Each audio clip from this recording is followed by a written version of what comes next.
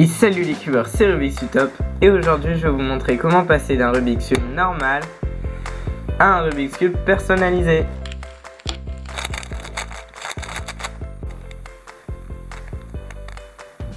Ou comme ça.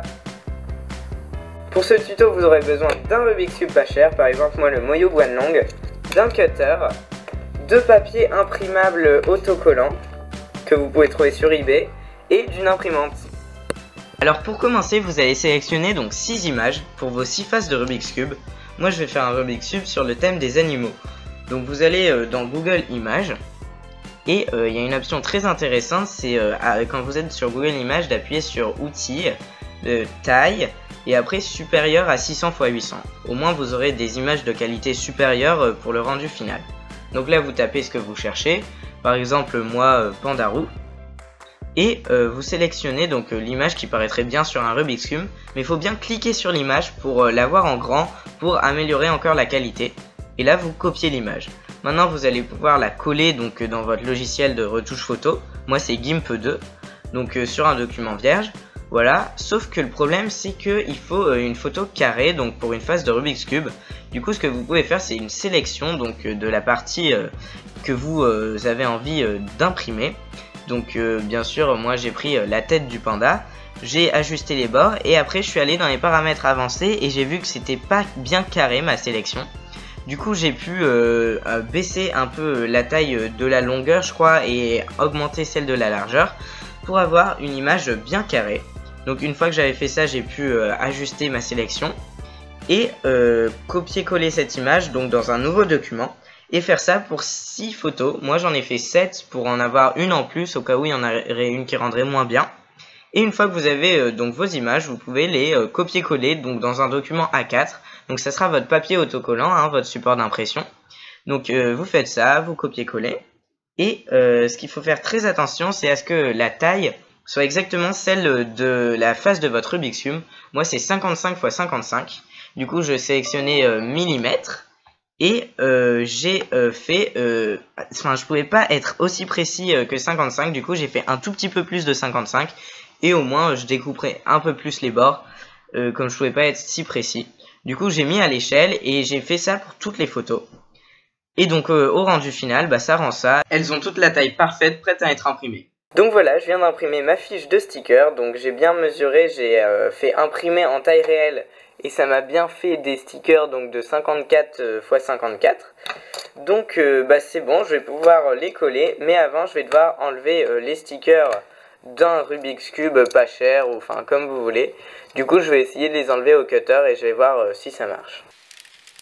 Donc ça a l'air de plutôt bien marcher, le cutter passe bien en dessous. Du coup, je vais enlever, oups, désolé. Du coup, je vais enlever tous les autocollants du cube. Et de 1. Voilà, donc première phase de faite. Franchement les stickers ils sont super simples à enlever. Et du coup je vais m'attaquer aux autres faces jusqu'à ce que le cube soit tout noir. Voilà, donc j'ai plus qu'une face à faire. Mais entre temps j'ai trouvé une petite technique. Donc je vais vous montrer, en fait vous enlevez la moitié du sticker et vous pliez. Et après vous avez juste à tirer, ça va tout seul. Donc je vous conseille de faire ça, ça ira 20 fois plus vite. Hop. Et le dernier sticker, hop. Voilà, donc j'ai enlevé tous les stickers et là j'ai un magnifique cube noir. Donc ce que je vais faire là, c'est que il me reste encore quelques petits points de colle un peu qui restent collés. Du coup je vais un peu le laver, je vais enlever les petits trucs qui restent. Et voilà, donc je vais enfin pouvoir passer au plus intéressant, donc poser mes stickers. Bon tout simplement je vais commencer par découper une face.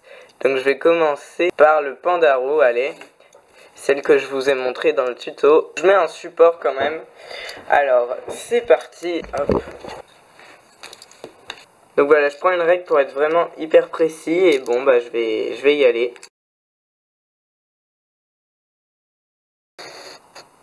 Et voilà, donc normalement j'ai ma première face.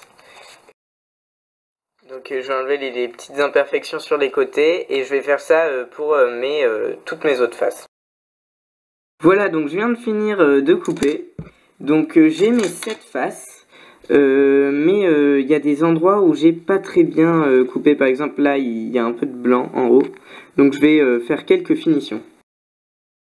Donc voilà, j'ai mes 7 faces toutes belles, donc imprimées sur du papier autocollant et coupées aux bonnes dimensions. Et du coup là je crois que je vais pas prendre le chien. Je trouve il y a un genre de collier là qui est pas très beau. Du coup je vais prendre ces 6 faces-ci. Et bah c'est parti, on passe enfin au plus intéressant. Donc je vais les coller sur le Rubik's Cube. Donc je vais commencer par le logo de la chaîne. Donc c'est parti. Hop. Et je vais essayer de la coller le mieux possible sur le cube. Hop. Donc première face de faite. Et bah, je vais faire ça pour toutes les autres faces. Et après je couperai au milieu.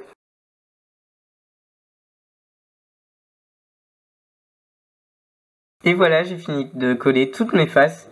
Donc j'ai essayé quand même de respecter un peu l'ordre des couleurs. Donc blanc en face de jaune. Bleu, j'ai pas trouvé de vert, du coup j'ai mis le chinchilla. Et orange en face de rouge, vu qu'il a des reflets rouges, le gorille. Du coup, c'est pas un gorille, non, c'est un chimpanzé. Du coup, je vais couper maintenant. Donc pour pouvoir résoudre le Rubik's Cube. En fait, on n'a pas trop besoin de règles, vu qu'on a les... Enfin, en fait, ça glisse tout seul dans les rainures. Et voilà, donc il marche. C'est trop drôle. Donc là, vous voyez que c'est un peu moche, tous les bords là. Du coup, je vais...